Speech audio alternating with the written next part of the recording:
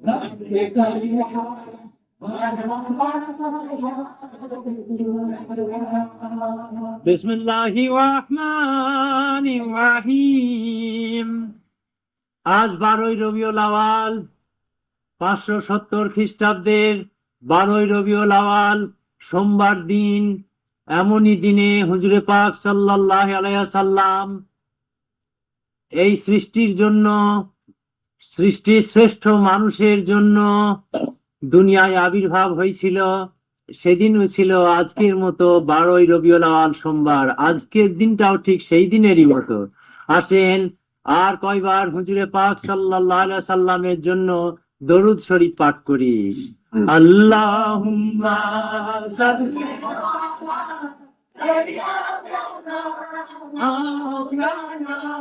মুহাম্মাদ ওয়া আলা আলি সাইয়্যিদিনা নবিয়ানা মুহাম্মাদ। আল্লাহুম্মা সাল্লি সাইয়্যিদিনা মাওলানা মুহাম্মাদ ওয়া আলা আলি সাইয়্যিদিনা নবিয়ানা মুহাম্মাদ। আল্লাহুম্মা সাল্লি আলা সাইয়্যিদিনা মাওলানা মুহাম্মাদ ওয়া আলা আলি সাইয়্যিদিনা নবিয়ানা মুহাম্মাদ। আল্লাহুম্মা সাল্লি আলা সাইয়্যিদিনা মাওলানা মুহাম্মাদ ওয়া আলা আলি সাইয়্যিদিনা নবিয়ানা মুহাম্মাদ। আল্লাহুম্মা সাল্লি আলা সাইয়্যিদিনা মাওলানা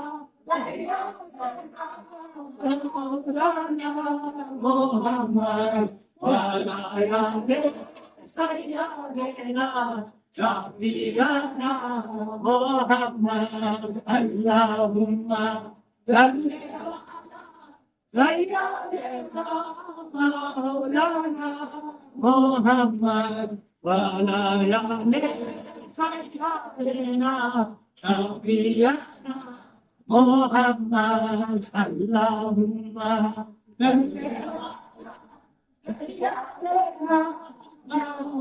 সাইয়্যিদিনা মাওলানা মুহাম্মাদ ওয়া আলা আলি সাইয়্যিদিনা নবিয়ানা মুহাম্মাদ। আল্লাহুম্মা সাল্লি আলা সাইয়্যিদিনা মাওলানা মুহাম্মাদ ওয়া আলা আলি সাইয়্যিদিনা নবিয়ানা মুহাম্মাদ। আল্লাহুম্মা সাল্লি আলা সাইয়্যিদিনা মাওলানা মুহাম্মাদ ওয়া আলা আলি সাইয়্যিদিনা নবিয়ানা মুহাম্মাদ। আল্লাহুম্মা সাল্লি আলা সাইয়্যিদিনা মাওলানা মুহাম্মাদ ওয়া আলা আলি সাইয়্যিদিনা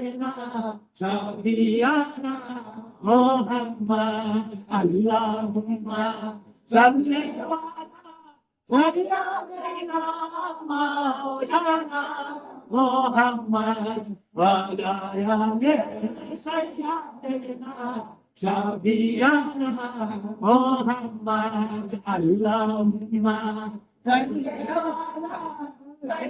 সাইয়্যিদিনা মাওলানা মুহাম্মাদ ওয়া আলা আলি সাইয়্যিদিনা নবিয়ানা মুহাম্মাদ। আল্লাহুম্মা সাল্লি আলা সাইয়্যিদিনা মাওলানা মুহাম্মাদ ওয়া আলা আলি সাইয়্যিদিনা নবিয়ানা মুহাম্মাদ। আল্লাহুম্মা সাল্লি আলা সাইয়্যিদিনা মাওলানা মুহাম্মাদ ওয়া আলা আলি সাইয়্যিদিনা নবিয়ানা মুহাম্মাদ। বিসমিল্লাহির রহমানির রহিম রব্বি সাল্লি আলা মারহাবা ইয়া রাসূলাল্লাহ রব্বি সাল্লি আলা মারহাবা ইয়া রাসূলাল্লাহ রব্বি সাল্লি আলা মারহাবা বিসমিল্লাহির রহমানির রহিম। হাদিস শরীফে ইরশাদ হয়েছে এইভাবে যে একবার যদি কেউ রাসূলুল্লাহ সাল্লাল্লাহু আলাইহি ওয়াসাল্লামের জন্য দরুদ শরীফ পাঠ করে আল্লাহ তার উপর 10টা রহমত নাজিল করেন। আলহামদুলিল্লাহ। আসেন আমরা আর 12 বার দরুদ শরীফ পাঠ করি। বিসমিল্লাহির রহমানির রহিম সাইয়্যিদানা রাবিয়ানা মুহাম্মদ ওয়া আলা আলিহি সাইয়্যিদানা রাবিয়ানা মুহাম্মদ ওয়া আলা আলিহি সাইয়্যিদানা রাবিয়ানা Muhammad wa alihi sayyidina Shafi'ana Muhammad wa alihi sayyidina Shafi'ana Muhammad wa alihi sayyidina Shafi'ana Muhammad wa alihi Sayyidina Shafi'ana Muhammad wa alihi Sayyidina Shafi'ana Muhammad wa alihi Sayyidina Shafi'ana Muhammad wa alihi Sayyidina Shafi'ana Muhammad wa alihi Sayyidina Shafi'ana Muhammad wa alihi Sayyidina Shafi'ana Muhammad wa alihi Sayyidina Shafi'ana Muhammad wa alihi Sayyidina Shafi'ana Muhammad wa alihi Sayyidina Shafi'ana Muhammad wa alihi Sayyidina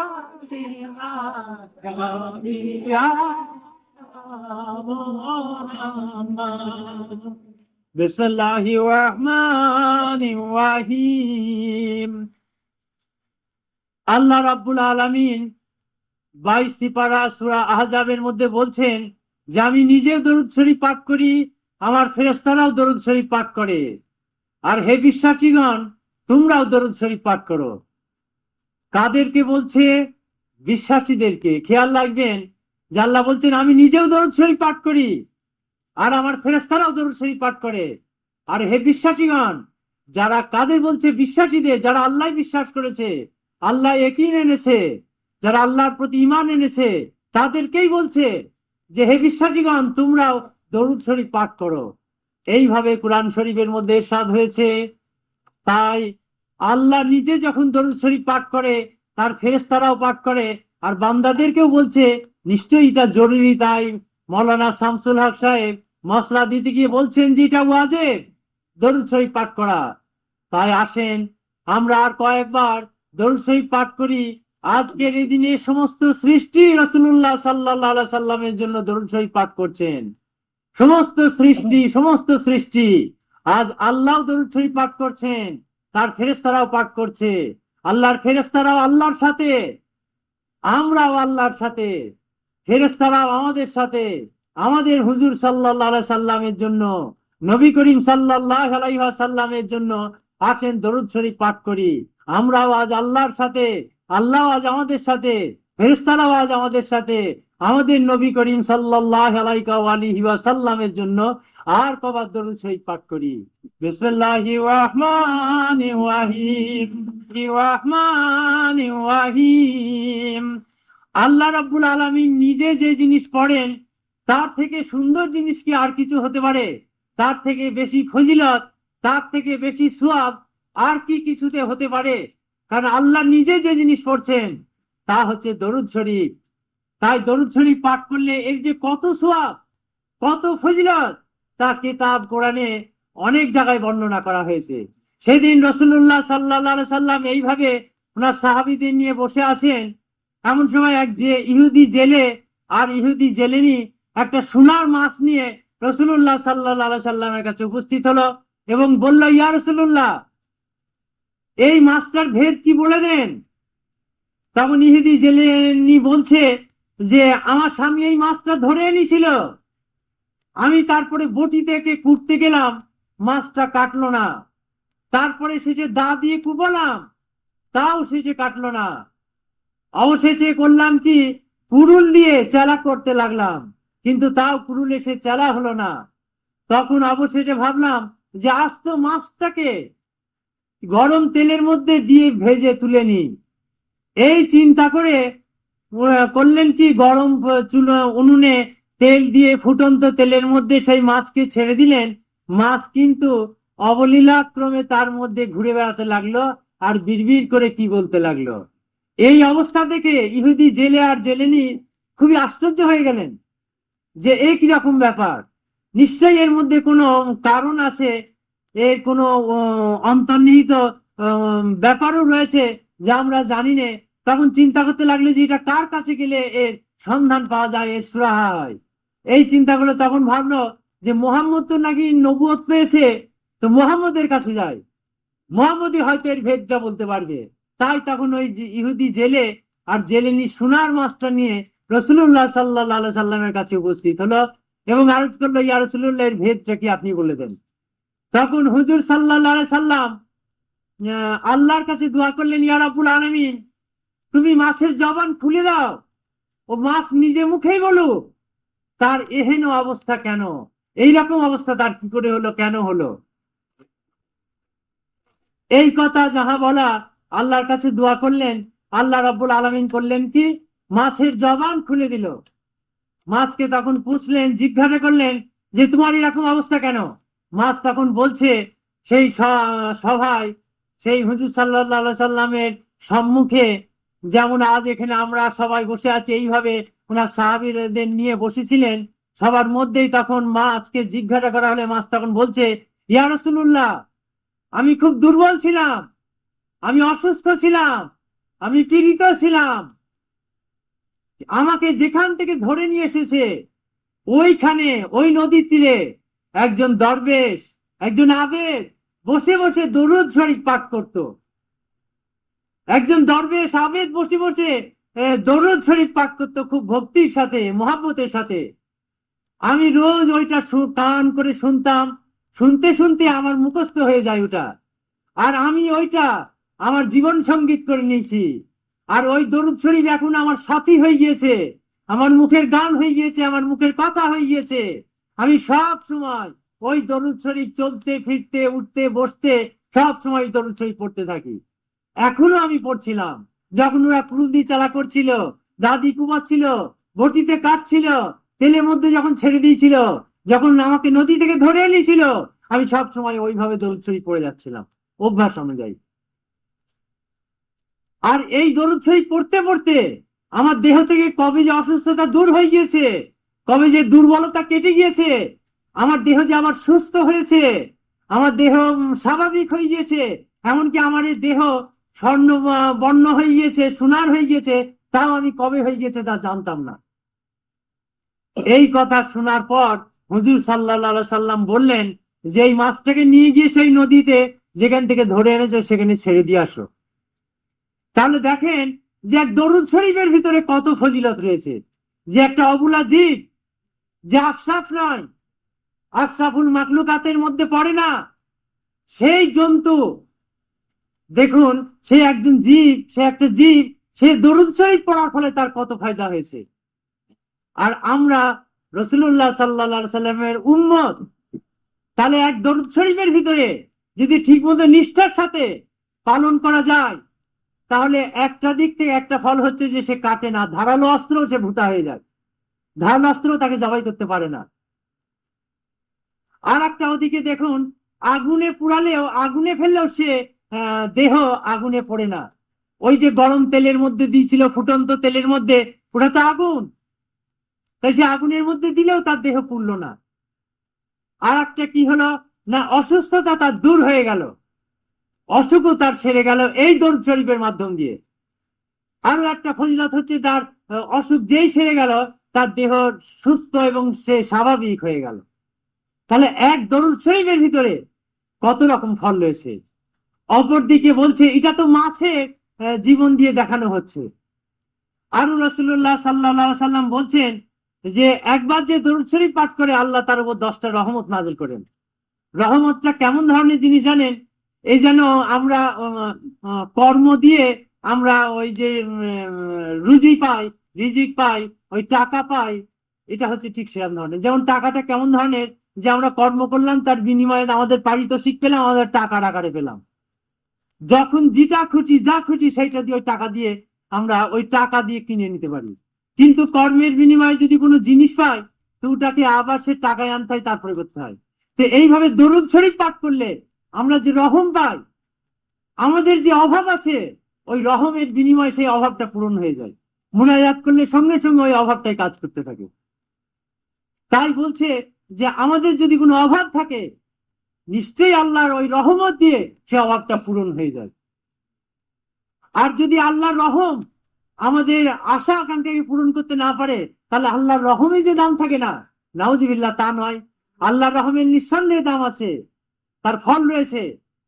তাই আসেন আমরা আবার আজকের দিনে যেমন করে আল্লাহ পড়ছেন, যেমন করে মাছ তার সুস্থতা এনে ফেললো দেহে, তার দেহ এমন অবস্থা হলো যে আগুনেও পুড়লো না, আমরাও যদি ঠিক সেইভাবে পাঠ করতে পারি রাসূলুল্লাহ সাল্লাল্লাহু আলাইহি সাল্লামের জন্য, নিশ্চয়ই আমাদের অবস্থাও ঠিক সেই ধরনের হবে। আসেন আমরা আবার দরুদ শরীফ পাঠ করি। বিসমিল্লাহির রহমানির রহিম।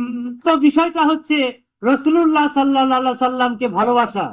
যতদিন পর্যন্ত আমাদের অন্তরে রাসূলুল্লাহ সাল্লাল্লাহু আলাইহি সাল্লামের প্রেম, তার প্রতি ভালোবাসা, মহব্বত সৃষ্টি না হবে, ততদিন পর্যন্ত আমাদের ফলের খুব একটা ফল যে সৃষ্টি হবে এমনটা মনে হয় না।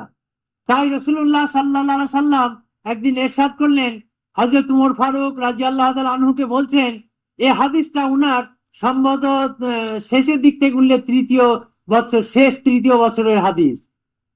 একদিন উমর ফারুক রাদিয়াল্লাহু তাআলা আনহু জিজ্ঞাসা করছেন যে, হে উমর, তুমি সব থেকে বেশি ভালোবাসো কাকে?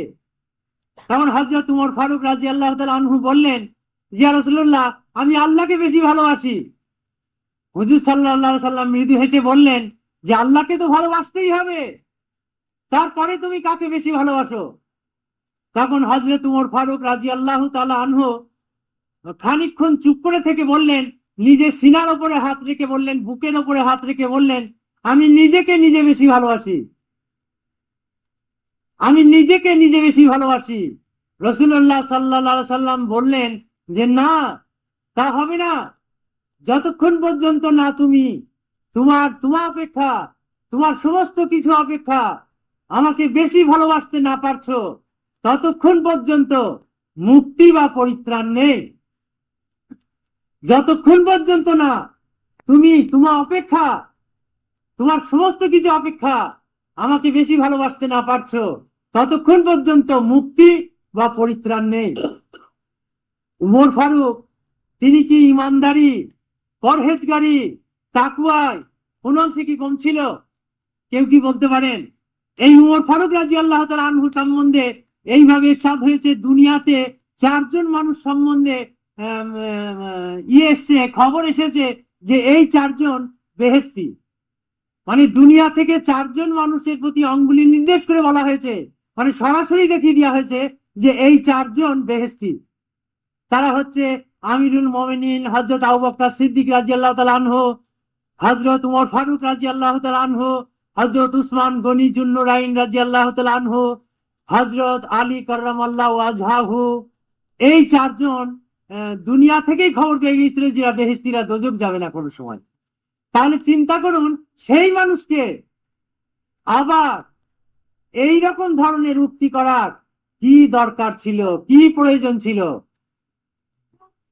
উমর ফারুক কি বিশ্বাসী ছিলেন না, নাকি তিনার ভিতর ঈমান ছিল না, না তিনি পরহেজগারি মানতেন না, না তাকওয়া তিনি বনেননি, নাকি আমাদের মতো ফাওয়াইলুল লিল মুসাল্লিন ছিলেন, নিরামির মুসলমান? তা সত্ত্বেও তাকে এই ধরনের বলার কি অর্থ হতে পারে?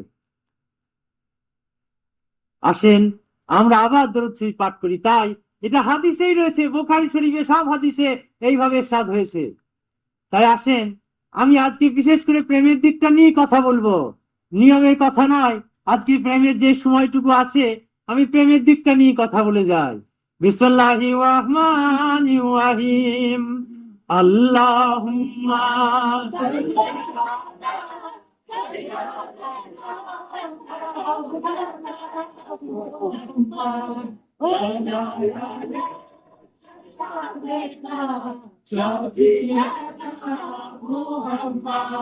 আল্লাহুম্মা সাল্লি আলা সাইয়্যিদিনা মাওলানা মুহাম্মদ ওয়া আলা আলি সাইয়্যিদিনা শাফি'িনা মুহাম্মদ।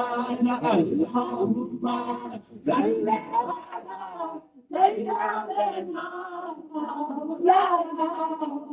মুহাম্মদ ওয়া আলা আলি সাইয়্যিদিনা শাফি'িনা মুহাম্মদ। আল্লাহুম্মা সাল্লি আলা সাইয়্যিদিনা মাওলানা মুহাম্মদ ওয়া আলা আলি সাইয়্যিদিনা শাফি'িনা মুহাম্মদ। আল্লাহুম্মা সাল্লি আলা সাইয়্যিদিনা মুহাম্মদ ওয়া আলা আলি সাইয়্যিদিনা শাফি'িনা মুহাম্মদ। বিসমিল্লাহির রহমানির রহিম। বছর বছর আমি একই কথা বারবার বলে যাই, তাই বলছি যতদিন এই হৃদয়ে না উঠে যায় ততদিন শুনতেও তাই দরকার। বিসমিল্লাহির রহমানির রহিম। খুবই পুরনো কথা। সবাই তখন ভাবছে হুজুর সাল্লাল্লাহু আলাইহি সাল্লাম এইরকম 12ই রবিউল আউয়াল তারিখে মৃত্যু শয্যায় শায়িত। সবাই ভাবছে যে উনার মৃত্যুর পর কে এই উনার জিনিসপত্র তসবিহ খেরকা এই সমস্ত জায়নামাজ কে পাবে, এই রকম ধরনের সবাই চিন্তা করছেন। এই করতে করতে কিন্তু কেউ আগ বাড়িয়ে জিজ্ঞাসা করতে সাহস পাচ্ছে না। তার মধ্যে থেকে একজন দাঁড়িয়ে জিজ্ঞাসা করলো, ইয়া রাসূলুল্লাহ, আপনার অবর্তমানে আপনার এই সমস্ত জিনিসপত্র, এই তসবিহ খেরকা যা কিছু আছে, যা কিছু আপনি ব্যবহার করছিলেন করছেন, এই সমস্ত গুলো কে পাবে? কাকে এটা উইল করে যাচ্ছেন, ওসিয়ত করে যাচ্ছেন? হুজুর সাল্লাল্লাহু আলাইহি সাল্লাম তখন বললেন যে শাম দেশে করণের ওয়াইস কর্নি নামে এক লোক আছে, তাকে আমার এই সমস্ত জামা কাপড় দেবে। তখন সবাই বলছে, ইয়া রাসূলুল্লাহ, এই ওয়াইস কর্নি যার কথা বলছেন সে কি আপনার কাছে কোনোদিন এসেছিল? তো বললো, না, সে আসেনি। বললো, সেইভাবে? তো বলছে, হ্যাঁ, সে করণে থাকে। তার সমস্ত চিহ্ন বলে দিল যে এরকম এরকম মানুষ, তার হাতে একটা সাদা দাগ আছে, এইরকম ধরনের সমস্ত তার অবয়বে যে সমস্ত চিহ্ন ডেসক্রিপশন ছিল সমস্ত বলে দিলেন। তারপরে সে হযরত উমর ফারুক আরো বললেন যে উমর ফারুক আর আলী ছাড়া বোধহয় কেউ যেতে পারবে না। তো সেই হযরত ওয়াইস কর্নির খোঁজে হুজুর সাল্লাল্লাহু আলাইহি সাল্লামের মৃত্যুর পর হযরত আবু বকর সিদ্দিক রাদিয়াল্লাহু তাআলা আনহু খলিফা হলেন। তারপরে উনারও মৃত্যুর পর হযরত উমর ফারুক রাদিয়াল্লাহু তাআলা আনহু খলিফা হলেন। উনার খিলাফতের 10ম বছরে তখন ওই সমস্ত জিনিসপত্র নিয়ে করণে গেলেন। সেখানে গিয়ে যখন খুঁজতে লাগলেন, সবাইকে জিজ্ঞাসা করলেন যে আচ্ছা, ওয়াইস কর্নি বলে এখানে কেউ কি আছো? তখন সবাই বললো যে না, আমরা কেউ চিনি নে। তখন বললেন, করণ গোত্রের কি কেউ এখানে আসো? একজন দুজন উঠে দাঁড়ালো, দাঁড়িয়ে বলছে যে আমিরুল মুমিনিন, আমাদের মধ্যে ওয়াইস কর্নি নামে কেউ নেই। তারপর আরেকজনকে জিজ্ঞাসা করলো, একজন জয়ী বৃদ্ধ ভদ্রলোক, তাকে জিজ্ঞাসা করলেন যে আপনি কি চেনেন? তখন সে বললো যে আমিরুল মুমিনিন, আপনি যাকে খুঁজছেন এইরকম ধরনের কোনো মানুষ নেই, আপনার যোগ্য কোনো ব্যক্তি আমাদের মধ্যে নেই, তবে একজন ওয়াজ ওয়াজ পাগলা আছে, সে তো পাগল। লোকে যখন হাসে সে তখন কাঁদে, লোকে যখন কাঁদে সে তখন হাসে। দিনে মানে সে শহরে আসে না, রাত্রিবেলা আসে, কোথায় থাকে কি করে, মেষ চড়ায়, কারোর সাথে কথা বলে না, শুকনো রুটি খায়। সে তো একটা মানুষের মধ্যে গণ্য হয় না। তখন হযরত উমর ফারুক কেঁদে ফেললেন। এই কথা শুনে বললে, সে কোথায় আছে, আমাকে খবর দাও, আমি সেখানে যাব। তখন সেই লোক বলছে গোররা ময়দানে এখনো সে উট নিয়ে অবস্থান করছে। তখন হযরত উমর ফারুক সেখানে গেলেন, গিয়ে দেখে হ্যাঁ সেজদায় রত এক লোক উট ছেড়ে দিয়ে বসে আছে। তখন তারপরে তার যে চিহ্নের কথা বলেছিল রাসূলুল্লাহ সাল্লাল্লাহু আলাইহি সাল্লাম, গিয়ে দেখলেন হ্যাঁ ঠিক ঠিক তার দেহে ওই সমস্ত চিহ্নগুলো রয়েছে। তখন তাকে জিজ্ঞাসা করলো যে আপনার নাম কি? তখন উনি বললেন আমার নাম হচ্ছে আব্দুল্লাহ, আমি একজন মেষ চালক। তখন হযরত উমর ফারুক রাদিয়াল্লাহু তাআলা আনহু বলছেন, আমরা সবাই তো আব্দুল্লাহ। আব্দুল্লাহ শব্দের অর্থ হচ্ছে আল্লাহর চাকর, তাই উনি বললেন আমার নাম আব্দুল্লাহ। তখন উমর ফারুক বলছে আমার নাম তো আব্দুল্লাহ, আমরা সবাই তো আব্দুল্লাহ, আপনার মায়ের রাখা নাম কি তাই বলুন। তখন উনি বললেন যে আমার নাম ওয়াইস কর্নি। তখন বলল রাসূলুল্লাহ সাল্লাল্লাহু এইভাবে সে কাঁদতে লাগলো। তখন উমর ফারুক বললেন যে আল্লাহ কি বললেন? বলে আল্লাহ তখন বললেন যে আমি এক অংশ মাফ করে দিলাম। তারপরে হযরত উমর ফারুক বলল তারপরে কি বললেন আল্লাহ? বললে আমি ফের ধরলাম যে ইয়া রাব্বুল আলামিন, তোমার হাবিব বলেছে যে তার উম্মতের জন্য গুনাহ মাফ করে দিতে, এক অংশ বলে দেয়নি। কাজে যতক্ষণ তুমি তার উম্মতের সমস্ত গুনাহ মাফ না করে দেবে ততক্ষণ পর্যন্ত আমি এ মাথা আর উঠাবো না। তখন উমর ফারুক বলছে আল্লাহ কি বললেন? তো বলছে আল্লাহ আবারও বললেন যে ঠিক আছে আমি আর এক অংশ মাফ করে দিলাম। তারপরে হযরত ওয়াইস কর্নি চুপ করলে উমর ফারুক বলছে তারপরে আল্লাহ কি বললেন? বলে তারপরেও আমি ধরেছিলাম আল্লাহকে যে ইয়া রাব্বুল আলামিন, তুমি দয়ার সাগর, তোমার হাবিব বলেছে তার সমস্ত উম্মতকে নিয়ে দোয়া করতে গিয়ে, তার সমস্ত উম্মতের জন্য দোয়া করতে, তার সমস্ত উম্মতের গুনাহ মাফের জন্য। তাই আজ আমি এক অংশ কেন, সমস্ত গুনাহ মাফ করে দিতে হবে সমস্ত উম্মতকে। এইভাবে আমি ধরেছিলাম, আর সেই মুহূর্তে আপনি আমাকে ডেকে দিলেন। এই বলে উনি তখন হযরত উমর ফারুক রাদিয়াল্লাহু তাআলা আনহু অনেকক্ষণ চুপ করে থেকে বিলাপ করতে লাগলেন, ভাবে বিহ্বল হয়ে উঠলেন, এমন ভাব হয়ে গেলেন যে শেষ পর্যন্ত উনি চিৎকার করে উঠলেন হযরত উমর ফারুক, আর বলে উঠলেন যে আল্লাহ, উমরের মাথা কেন বাঁধা ছিল না, কেন বন্ধা হয়নি? এই বলে উনি চিৎকার করতে লাগলেন হযরত উমর ফারুক। হযরত ওয়াইস কর্নি তখন বলছে থামুন, আপনি ব্যতিব্যস্ত হয়ে পড়বেন না। তারপরে হযরত উমর ফারুক ওনার সাথে আরো কিছু কথোপকথন হলো। আসেন আমরা একটু দরুদ শরীফ পড়ে নিই। বিসমিল্লাহির রহমানির রহিম। আল্লাহুম্মা সাল্লি আলা সাইয়্যিদিনা মুহাম্মাদ ওয়া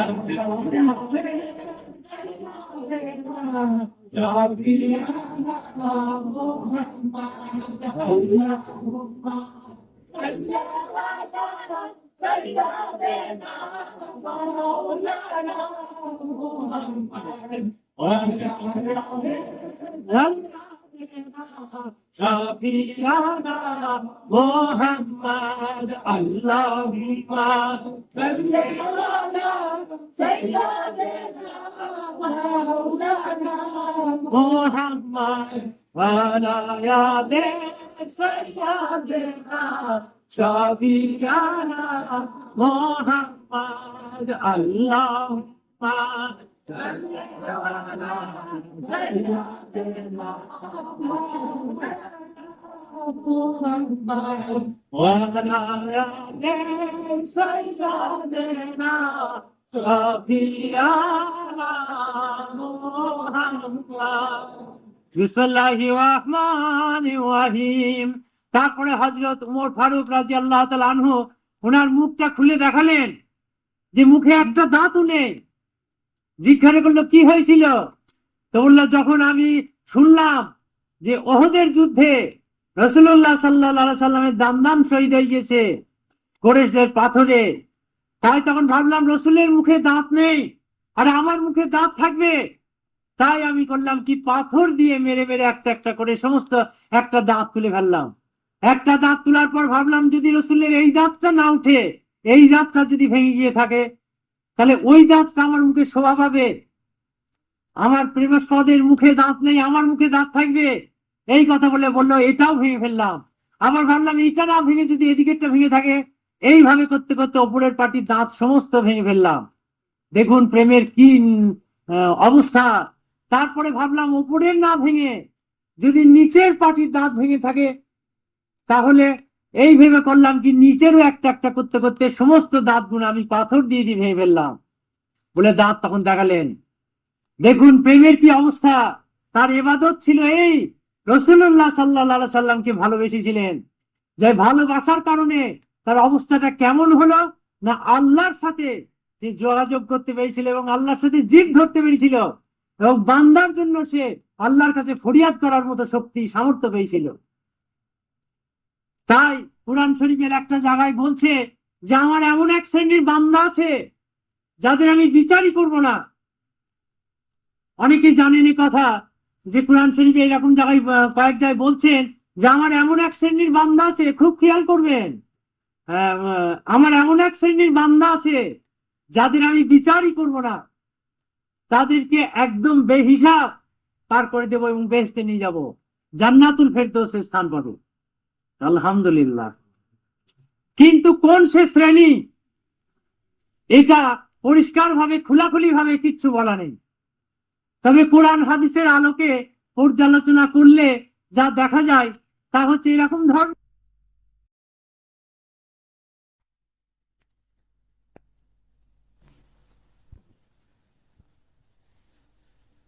একদিন বসে আছেন শিষ্যবর্গ নিয়ে, এক লোক এসে এক সাহাবী, ওনার শিষ্য এসে বলছে যে হে মুসা কলিমুল্লাহ, আমি অনেকদিন বিবাহ করেছি, আমার একটিও সন্তান আদি হলো না, তাই যে বৃক্ষে ফুল না হয়, ফল না হয়, সেই বৃক্ষ যেমন মানুষে ভালোবাসে না, কেউই পছন্দ করে না, সে যেন জঞ্জাল হয়ে থাকে।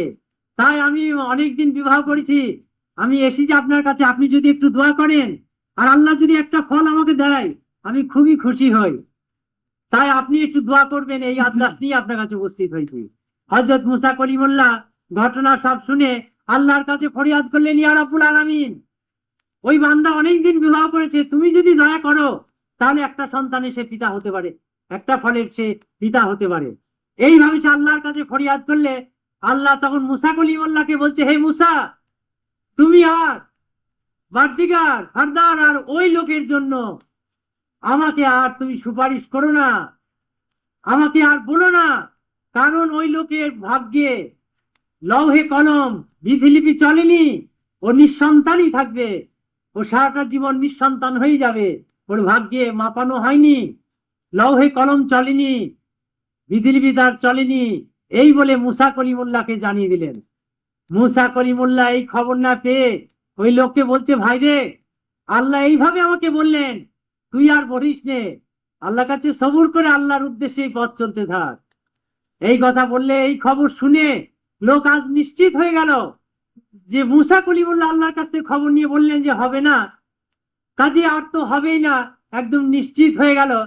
হয়েছে দুঃখাকুল হৃদয়ে আস্তে আস্তে যখন বাড়ি ফিরছে, পথের ধারে দেখে একটা পাগল, সে বলছে যে একটা রুটি দেয় তার একটা সন্তান, যে একটা রুটি দেয় তার এক সন্তান, যে এক রুটি দেয় তার এক সন্তান।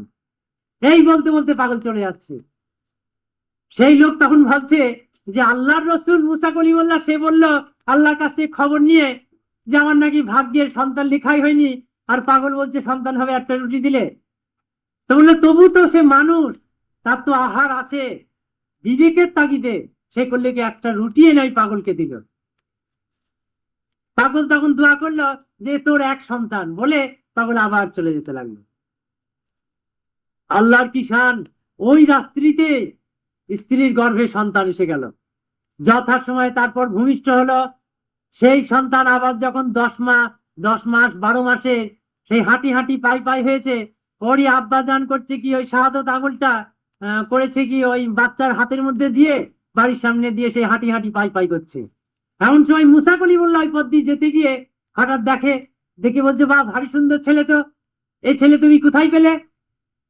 তখন সে বলছে, হে মুসা কলিমুল্লাহ, এটা আল্লাহ আমাকে দিয়েছে, এটা আমারই সন্তান। তো বলছে, না না, তা হতেই পারে না, কারণ আল্লাহ নিজে বললো তোমার সন্তান নেই, ভাগ্যে লেখা হয়নি, লৌহে কলম চলেনি, আবার তুমি সন্তান পাও কি করে? এটা অসম্ভব, নিশ্চয়ই এটা অন্যের কোন সন্তান তুমি নিয়ে এসেছে চেয়ে চিনতে। তো বললো, না হুজুর, এটা আমারই। তো বলছে, হতেই পারে না। মুসা কলিমুল্লাহ বিশ্বাস করলেন না, সন্দেহ করলো ওকে। তারপরে শেষে তখন ওই লোক বলছে যে, হে মুসা কলিমুল্লাহ, আপনি আল্লাহর কাছে ফের জিজ্ঞাসা করে দেখুন যে এটা আমারই কিনা, তাহলেই সব থেকে ভালো হবে। মুসা কলিমুল্লাহ ফিরে আসলেন, এসে সেজদায় মাথা নত করলেন এবং বললেন যে, হে আল্লাহ, এর ভেদ কি? তুমি বলেছিলে যে ওর সন্তান হবে না, অথচ ও বলছে ওর নিজের সন্তান। তখন আল্লাহ রাব্বুল আলামিন মুসাকে বলছে যে, হে মুসা, তোমার কথার উত্তর আমি দিচ্ছি, কিন্তু তার আগে একটা খুব জরুরি বিষয়, এই এক টুকরো মানুষের মাংস আমাকে তাড়াতাড়ি এনে দাও, আমার খুব জরুরি দরকার, আমি তারপরে তোমার উত্তর দিচ্ছি। মুসা কলিমুল্লাহ এই না দেখে তাড়াতাড়ি উনি করলেন কি, সেজদা থেকে উঠে সব ভক্তের দাঁড়ে দাঁড়িয়ে গেলেন, সমস্ত উম্মতদের দাঁড়ে দাঁড়িয়ে গেলেন, মানে ইহুদিদের কাছে গেলেন। উনার মুসা কলিমুল্লাহর শিষ্যরা হচ্ছে সব ইহুদি, তাই ওদের ঘরের কাছে ঘরে ঘরে গেলেন। যার কাছে যায়, যার কাছে বলে, যার কাছে হাত পাতে, সেই ওনাকে উপহাস্য ছলে, অবহেলা ভরে, তাচ্ছিল্য ভরে অবজ্ঞা করতে লাগলো, ফিরিয়ে দিতে লাগলো। আর সব বলতে লাগলো যে, মুসা কলিমুল্লাহ, একদিন তোমার কাছে মুরিদ হয়েছিলাম, দীক্ষা নিয়েছিলাম, এখন দেখছি তুমি একটা আস্ত পাগল ছাড়া আর কিছু না। আল্লাহর আবার মানুষের গোস্ত লাগে? সে যে আল্লাহ, তার আবার মানুষের গোস্ত কি দরকার? তুমি একটা পাগল ছাড়া আর কিচ্ছু না, আমরা ভুলই করেছি, যাও যাও ভাগো। বলে সবাই দূর দূর ছেই ছেই করে মুসা কলিমুল্লাহকে তাড়িয়ে দিল ইহুদিরা। মুসা কলিমুল্লাহ ওই বান্দা যেদিন মুসার কাছ থেকে খবর শুনে দুঃখ নিয়ে বাড়ি ফিরছিল, আজ মুসাও ঠিক এইভাবে তার উম্মতের কাছ থেকে দুঃখ নিয়ে বাড়ি ফিরছে যে আল্লাহকে জবাবটা দেবে কি করে। এই চিন্তায় মুখ তার বিবর্ণ হয়ে গেছে, ফ্যাকাশে হয়ে গেছে, কালো হয়ে গেছে, পাংশু হয়ে গেছে। এমন সময় পথের মধ্যে দেখে সেই পাগল ওই পথ দিয়ে যাচ্ছে, যেতে গিয়ে হঠাৎ মুসার মুখ পরে তাকিয়ে বলছে, ভাই মুসা, তোমার মুখটা আজ এত বিষণ্ণ কেন? তোমার এই বদন বিষণ্ণ কেন? কি হয়েছে? তোমার দুঃখ কি? তোমার কষ্ট? মুখটা তো আজ বড় মলিন দেখাচ্ছে ভাই। মুসা বলছে যে, তুই আর বকাস নে ভাই, তুই পথ ছাড়, তুই আর শুনিস নে আমার কথা। তখন পাগল বলছে, ভাই বলো না তোমার কি হয়েছে, শুনেই দেখি। তখন বলছে, জানিস এই সমস্ত বান্দারা উম্মতরা আমার করবেটা কি? যে আল্লাহর বান্দা হয়ে আল্লাহর জন্য তারা এক টুকরো গোস্ত দিতে পারে না, এটা আল্লাহর বান্দা, এটা তো দিকে যাবে না তো কি? এই কথা যখন বলতে লাগলো, তখন ওই পাগল শুনেই বলছে যে, আল্লাহ গোস্ত চেয়েছে? কি সর্বনাশ! বলে তাড়াতাড়ি বলছে, আল্লাহর দেহ, আল্লাহর আত্মা, আল্লাহরই সমস্ত কিছু, আর আল্লাহকে দেবো না? বলতে বলতে সে করলো কি, হাতের থেকে এক টুকরো মাংস কেটে মুসা কলিমুল্লাহর কাছে দিচ্ছে। মুসা কলিমুল্লাহ এই না শুনে, এই দেখে মুসা কলিমুল্লাহ বলছে, মুসা খুব খুশি হলেন। তারপরে পাগল বলছে, আচ্ছা ভাই মুসা, আল্লাহ কোনখানকার গোস্ত চেয়েছে তা কি কিছু বলেছে? তখন বলছে, না তা তো কিছু বলেনি। বলে, তাহলে এ হাতের না হয়ে যদি এ হাতের দরকার হয়ে থাকে, এখানে না হয়ে অন্য কোনো অঙ্গের যদি দরকার হয়ে থাকে, তাহলে কি বারবার তুমি যাবে আর আসবে, আল্লাহর সাথে দিল্লাগি করবে, ঠাট্টা করবে? তার থেকে আমি সর্বাঙ্গ থেকে এক টুকরো করে গোস্ত কেটে কেটে তোমাকে দিই, তুমি এইটা নিয়ে আল্লাহর কাছে যাও এবং আল্লাহর যেটা দরকার জিজ্ঞাসা করে সঙ্গে সঙ্গে সেইটা তুলে দেবে। সুবহানাল্লাহ, কি প্রেম দেখুন! যে আল্লাহর প্রয়োজনে ব্যাঘাত ঘটবে, আল্লাহর প্রেমে ব্যাঘাত ঘটবে, তাই সে তার সর্বাঙ্গ থেকে কেটে দিচ্ছে। আর বলছে, আল্লাহর বান্দা, আল্লাহর সবকিছু আল্লাহর জন্য দিতে পারবো না, এ একটা কথা? আমরা মোহাম্মদ আমাদের জন্য কষ্ট করবে। তাই বলছি যে সেই পাগল এই কথা যে বললো বলে কেটে দিল, হযরত মুসা কলিমুল্লাহ খুব খুশি হলেন, যার পর নাই খুশি হলেন, যা তার উম্মতরা পারেনি পাগল তাই পারলো। প্রাণ খুলে আশীর্বাদ করছে, দোয়া করছে এই পাগলের জন্য। মুসা খুশিতে ভুসি ভুসি। তারপরে সেই পাগল তার গায়ের গামছা, গায়ের জামা খুলে সেই মাংস তুলে দিল, রক্তাক্ত পুটলি তার হাতে তুলে দিয়ে বলছে, ভাই মুসা নিয়ে যাও, মুসা খুব খুশিতে গদগদ হয়ে দোয়া করতে করতে সে চলে গেল। মুসা গিয়ে যখন পাহাড়ে সেজদা দিয়ে বলছে, আল্লাহ হে রাব্বুল আলামিন, প্রভু হে আল্লাহ, তোমার আশা আমি পূরণ করতে পেরেছি। খুব হাসি মুখে বলছে যে তোমার আশা পূরণ করতে পেরেছি, তোমার প্রয়োজন দিতে পেরেছি, হ্যাঁ হাজার শুকর, তুমি আমাকে তৌফিক দিয়েছো।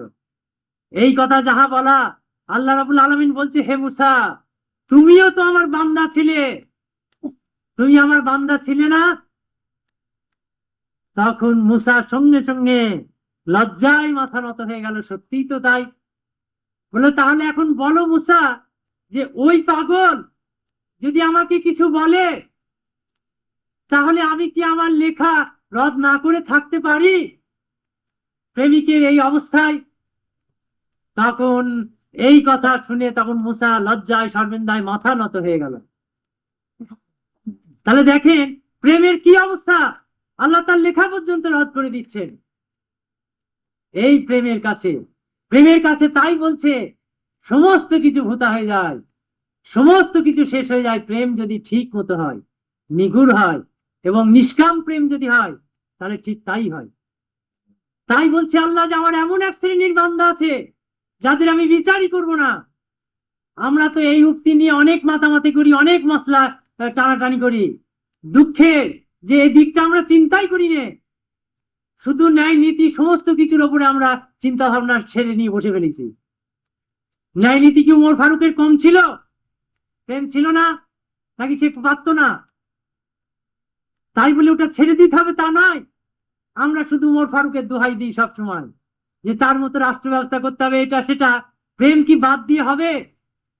যদি তাই হতো তাহলে উমর ফারুককে কি বলতো রাসূলুল্লাহ যে হে উমর, আমায় বেশি ভালো না বাসলে মুক্তি বা পরিত্রাণ নেই? ওয়াইস কর্নির দোয়া কি তাহলে কবুল হতো না? তাই বলছে যে আমরা মুক্তির জন্য যখন আমাদের ইবাদত, মাপ পাওয়ার জন্য যখন ইবাদত, বেহেশত মানে শান্তি, তাই বেহেশতের জন্য যখন আমাদের ইবাদত, তখন কেন আমরা সেই প্রেম ছেড়ে দিয়ে আমরা ইবাদত করছি? নিঃসার হয়ে যাচ্ছে। তাই ইবাদত হচ্ছে একটা ফিগার, পুতুল, দেহ। এর মধ্যে যতক্ষণ পর্যন্ত না আত্মা না আসছে, ততক্ষণ পর্যন্ত আপনার ওই ইবাদত, ওই নিয়মানুবর্তিতা সব নিষ্ফল হয়ে যায়। সেই জন্যই উমরকে বলেছে যে আমাকে বেশি ভালো না বাসলে মুক্তি বা পরিত্রাণ নেই। আর সেই ভালোবাসা হলে, প্রেম সৃষ্টি হলে, এশক আসলে কেমন হয়? ওই যেমন মুসার সময়ের পাগলের ঘটনা আর ওয়াইস কর্নির জীবনী। এ তো আমার মন গড়া কথা নয় বা আমার মন গড়া মশলা নয়, এটা খোদ কোরআন হাদিসের কথা। তাই বলছে যে তাই বলে ইসলামের অনেক দিক আছে, এটাও তার মধ্যে এক দিক। এটা হচ্ছে সবের ভিতরে সত্য। এই জিনিস যদি না হয়, ওই সত্য মাটির দেহে যদি নূরের সমাবেশ না হয়, তাহলে কি সে কথা কইবে? আদম কি কথা কইতে পারত? তাই আমাদের এই ইবাদত, আমাদের এই সমস্ত জীবনের যা কিছু আচার অনুষ্ঠান, তাজিব তামাদ্দুন, তার সমস্ত কিছুর ভিতরে প্রাণ হচ্ছে এশক, প্রেম, মুহাব্বত। তাই মুহাম্মদের প্রতি যদি এই জিনিস না থাকে তাহলে হবে না। তাই আমি বারবার সব জায়গায় প্রত্যেক বছরে এই দিকেই জোর দিই। আর অন্যান্য মাহফিল, এসব তো আপনারা শুনেই থাকেন মোল্লা মুন্সিদের কাছ থেকে, মাওলানা মৌলবীদের কাছ থেকে। মাহফিল হলেই তো আপনারা শোনেন। আজ তাই এমন একটা কথাই বলতে যাচ্ছি যে বিষয়টার উপরে এত বেশি আলোচনা হয় না, খুব কম হয়। তাই বলছি যে এই যে অবস্থা, আমরা আজকের দিনে আল্লাহ রাব্বুল আলামিন, রাসূলুল্লাহ সাল্লাল্লাহু আলাইহি ওয়াসাল্লাম বলছেন, মানুষ তখনই পরিপূর্ণ হবে যখন আল্লাহর গুণে বান্দা গুণান্বিত হবে। তাহলে ইবাদতও একটা দিক। সেই দিক যদি আমরা খুঁজি, তাহলে আল্লাহর কি গুণ আছে দেখবেন। আমরা দেখবো যে আল্লাহ ইবাদতে কোন ইবাদত করেন না, দরুদ শরীফের ওজিফা করেন। তাহলে এটা আমরা বাদ দিতে পারি না। 5 ওয়াক্ত নামাজের পর আমরা যদি বসে নিজের ওজিফাটা বাদ দিয়ে রসুলের জন্য যদি দরুদ শরীফ পাঠ করি, তাহলে তার ফল আমার মনে হয় অনেক বেশি। তারও কারণ আছে। আমি আগেও বলেছিলাম যে এটা বিচার বিভাগীয় দপ্তরেও চলে যেতে পারে, চিন্তা ভাবনা হবে যেটা দেওয়া যায় কিনা। পক্ষান্তরে দরুদ শরীফ হলে এ সমস্ত প্রশ্ন নেই। আল্লাহ বলবে যাও আমার হাবিবের কাছে পৌঁছে দাও, ফেরেশতাদের বলবে, ফেরেশতারা গিয়ে বলবে যে হ্যাঁ ইয়া রাসূলুল্লাহ, আপনার হাবিব এই আপনার উম্মত এই আপনার জন্য এই দরুদ শরীফ পাঠ করেছে, রাসূলুল্লাহ খুশি হয়ে দোয়া করবেন। তাহলে রসুল যদি দোয়া করে সেটা আমাদের কিরম ভাবে কাজে লাগবে। আমাদের দোয়া অনেক সময় কবুল নাও হতে পারে, কিন্তু রসুলের দোয়া কি আল্লাহ ফেলতে পারবেন? যে দোয়া না করলে রোজ হাসরে বিচারই শুরু করবেন আল্লাহ। তাহলে সেই মানুষ যদি দোয়া করে এখনো, তাহলে আমাদের কি আশা পূর্ণ হবে না? নিশ্চয়ই হবে। তাহলে আমরা পড়লে কি হবে, আর রসুল এর জন্য দরুদ শরীফ পড়ে তার দোয়া পেলে কি রকম হবে অবস্থা? আপনারা সবাই শিক্ষিত মানুষ, আপনারা চিন্তা করুন। কাজে আমাদের নবীকে কেন আমরা ছেড়ে দেবো? আমরা একটা ঈদ করছি দাউদ নবীর ঈদ, ঈদুল ফিতর, ঈদুল আজহা করছি আমাদের ইব্রাহিম খলিলুল্লাহ, আর ঈদে মিলাদুন নবী হচ্ছে আমাদের মুহাম্মদের। আজ এইটার প্রতি বড্ড বেশি অবহেলায় বলবো না অনীহা। যাই হোক, হয়তো প্রচার নেই, প্রচলন নেই, সেই জন্যই হচ্ছে না। নিশ্চয়ই আমরা এখন থেকে ঠিক ওই ঈদগুলো যেভাবে ঈদে মিলাদুন নবী ওই ঈদগুলো যেভাবে পালন করি, এটাও তার থেকে কোনো অংশে কম না, মনে করলে ওসবের থেকে অনেক বেশি গুরুত্বপূর্ণ। কেউ কি বলতে পারে যে আদম আলাইহিস সালাম থেকে শুরু করে ঈসা নবী পর্যন্ত কোন নবী কোন উম্মতের জন্য কোন বান্দার জন্য শাফায়াত করতে পারবে আল্লাহর কাছে, অথবা আল্লাহ তাদের দোয়া কবুল করবেন? একমাত্র মুহাম্মদ সাল্লাল্লাহু আলাইহি সাল্লাম ছাড়া কোন নবী শাফায়াত করতে পারবেন আল্লাহর কাছে, কাউরি কোনো অধিকারই থাকবে না। তাহলে যে নবী শাফায়াত করবে আমাদের জন্য, যে কষ্ট করবে, তার দিকে আমরা দৃষ্টি দেব না। সাপোজ আপনার মনে করুন যে আপনাকে যদি কেউ ভালোবাসে, খুব অন্তর দিয়ে ভালোবাসে, খেয়ে না খেয়ে সমস্ত কিছু দিয়ে যদি আপনাকে ভালোবাসে, শ্রদ্ধা জানায়, আপনি কি তাকে ভালো না বেসে থাকতে পারবেন? খেয়ে না খেয়ে কোনো মানুষ যদি আপনাকে ভালোবাসে, আপনি তাকে ভালো না বেসে থাকতে পারবেন? তাই বলছে মুহাম্মদকে যদি কেউ ভালোবাসে, তাকে ভক্তি, তাকে রাসূলুল্লাহ ভালোবাসা না দিয়ে কি থাকতে পারবে? তাই যথার্থই কবি বলেছেন, আমরা আল্লাহ পাওয়ার জন্য অনেকে চেষ্টা করি, অনেক খাটি, কিন্তু আসল সত্য যেটা, এই খাটনিটা হচ্ছে ওই আগেই বললাম ইবাদতের দেহ, তার ভিতরে প্রাণ হচ্ছে মোহাব্বত, ইশক, প্রেম, সেটা রসুল প্রেম। ওইটা না হলে ওই দেহ অসার, নিঃসার। তাই বলছি যে সেই প্রেম আমাদের জাগাতে হবে মুহাম্মদের জন্য, আর এই যেদিন জাগাতে পারবে সেদিনই তার সমস্ত খবর হয়ে যাবে। তাই কবি ভাষায় আল্লাহকে যে পাইতে চায় মুহাম্মদকে ভালোবেসে, আর তা না হলে কেউ কোনোদিন পাবে না। যদি কেউ বলে যে আমি মুহাম্মদকে ছেড়ে আল্লাহ পেয়েছি, তাহলে সে মিথ্যে কথা বলবে। কোনোদিন মুহাম্মদ ছাড়া আল্লাহ হয় না। এটার অর্থ কি জানেন? এই সিঁড়ি ছাড়া ছাদে উঠা যায় না, বা মই ছাড়া ছাদে উঠা যায় না, লিফট ছাড়া উপরে উঠা যায় না। তো মুহাম্মদই আমাদের সেইখানে আছে। আল্লাহ স্রষ্টা সৃষ্টির মধ্যে যোগাযোগ রক্ষা করছেন মুহাম্মদ। কাজী করিডোরে যিনি দাঁড়িয়ে আছেন সিঁড়ির দরজায়, তার সাথে যদি পরিচয় না হয়, তাহলে কি আমরা পৌঁছাতে পারবো? নিশ্চয়ই পারবো না। এ তো খুব সাধারণ সত্য কথা। তাই আসেন আমরা আজকে এই দিনে, আজ 1400 হিজরি শেষ পড়েছে, ছেলেরা লিখেছিল ডাক দিয়ে যায়, কিসের? মুক্তির ঈদ। তাহলে এখন চিন্তা করেন, এই ঈদটা আমাদের মুক্তির ঈদ না কিসের ঈদ? তাই বান্দার উম্মতে মুহাম্মদী শুধু মুসলমান না, সমস্ত জাতির জন্য মুহাম্মদ এসেছিলেন। তবে যতক্ষণ মুহাম্মদকে মেনে না নিচ্ছে, ততক্ষণ তার জন্য তার সুপারিশ হয়ে প্রযোজ্য হচ্ছে না। তাই আসেন আমরা মন প্রাণে ভালোবাসি। এখানে আসতে গেলে অনেক সময় টাকা পয়সার অনেক প্রশ্ন ওঠে। সাজানোর জন্য ছেলেমেয়েরা টাকা পয়সা নিয়েছে, ফাতিহা শরীফ এই অনুষ্ঠানের জন্য অনেক খরচ হচ্ছে।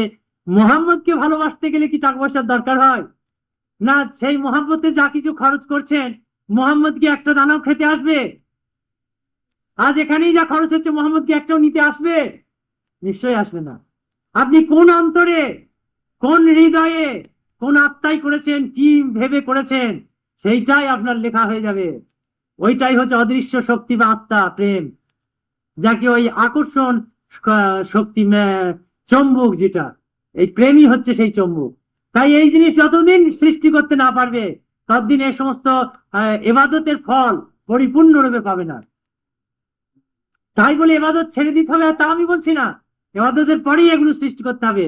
নামাজ যে 5 ওয়াক্ত পড়ছি, তারপরে আমরা মুহাম্মদের জন্য দরুদ শরীফের ওজিফা করি। তাহলে ফল বেশি পাবো।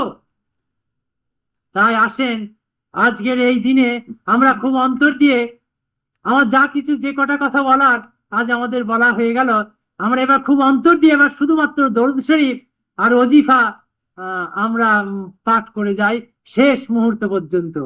তাই বলছে আরো একটা কথা বলে শেষ করি, যে রাসূল হযরত উমর ফারুক, একদিন একথাও সবার জানা যে উমর ফারুক যখন গন্ধম খেয়ে ফেললেন, গুনাহ করে ফেললেন, তখন আল্লাহর কাছে খুব করে মাপ চাইতে লাগলেন, কিন্তু আল্লাহ বেহেশত থেকে কোনো কিছু শুনলেন না, মাফ করলেন না। আল্লাহ বললেন না হবে না, যাও নিকালো ইয়া সে, ভাগো ইয়া সে, একদম বার করে দিলেন। তারপর উনি দুনিয়াতে এসে আরাফাতের ময়দানে বহু বছর পর যখন মা হাওয়া, বা ছোট করে বলছি, মা হাওয়া বাবা আদম যখন একত্রিত হলেন, তখন আরাফাতের ময়দানে দাঁড়িয়ে উনার মনে পড়লো যে আচ্ছা মুহাম্মদের আরো সাজিমে লেখা দেখেছিলাম, লৌহে মাহফুজে লেখা দেখেছিলাম যে লা ইলাহা ইল্লাল্লাহ মুহাম্মদুর রাসূলুল্লাহ। তখন আদম আলাইহিস সালাম জিজ্ঞাসা করেছিল যে আল্লাহ, মানুষ হিসেবে তো আমি প্রথম, তাহলে তোমার নামের সাথে যে মুহাম্মদ যোগ হয়ে রয়েছে উনি কে? আর খুব আশ্চর্য, ভাবতে আশ্চর্য হচ্ছে যে তোমার নামের সাথে মুহাম্মদ নাম যুক্ত হয়ে রয়েছে, উনি কে তাহলে? তখন আল্লাহ বললেন, হে আদম, আমি যদি এই মুহাম্মদকে তৈরি না করতাম তাহলে তোমাকেও আমি তৈরি করতাম না। এই আকাশ বাতাস চন্দ্র সূর্য গ্রহ নক্ষত্র, এই বায়ুমণ্ডল আয়ানমণ্ডল, এই দোজক বেহেশত জিন পরি দৈত্য দানব কোনো কিছু আমি সৃষ্টি করতাম না। ওকে সৃষ্টি করেছি বলেই আমি এত শত সৃষ্টি করেছি। তাহলে যে এই কথাটা আদম আলাইহিস সালামের মনে থাকলো, মনে ছিল যে আমাদেরই তাহলে উদ্দেশ্য না, উদ্দেশ্য মুহাম্মদ। তাই তখন বললো যত রকমের আস্তাগফার ছিল সব তো পড়লাম, কোনোটাই তো কবুল হলো না, এখন বাকি আছে ওই মুহাম্মদের ওসিলা। আর উনি জানতে পেরেছিলেন যে মুহাম্মদই শাফায়াত করবে বান্দার জন্য, উনি ছাড়া আর কাউরি শাফায়াত গৃহীত হবে না, আর উনি নাকি আল্লাহর হাবিব। তাই তখন এই দুনিয়াতে এসে বললেন যে তখন ওই আল্লাহর কাছে আরাফাতের ময়দানে বসে বললেন মা হাওয়া বাবা আদম যে আল্লাহ, আমি নিজেই নিজের উপর অত্যাচার করেছি, হে আমাদের রব গুনাহ মার্জনা করি, রব্বানা জালামনা পড়লেন, আর বললেন মুহাম্মদের সম্মানে মুহাম্মদের ওসিলায় আমাকে প্রভু হে আল্লাহ ক্ষমা করে দাও। যেই এই কথা বললেন, জিবরাইল ফেরেশতা তার আতশী পাখায় ভর দিয়ে ছুটতে ছুটতে এসে বলছেন যে হে আদম আলাইহিস সালাম, আপনি বেহেশত থেকে কেন এই দোহাই দিয়ে ক্ষমা চাননি? আপনি যদি বেহেশত থেকে এই দোহাই দিয়ে ক্ষমা চাইতেন, আল্লাহ আপনাকে কোনোদিন বার করতে পারতো না, এই নামের এমনই মর্যাদা। বলে সে বিলাপ করতে লাগলো, সুবহানাল্লাহ। বললো যে এই নাম যদি আপনি নিতেন, আল্লাহ আপনাকে কোনোদিন বার করতে পারতো না, এই নামের এমনই মর্যাদা। তাহলে এখানে এবার চিন্তার বিষয় আছে, কিন্তু যে মুহাম্মদ না এসেও সে নামের এত সম্মান, আর আদম নবী হয়েও যে নামের দোহাই দিয়েছে,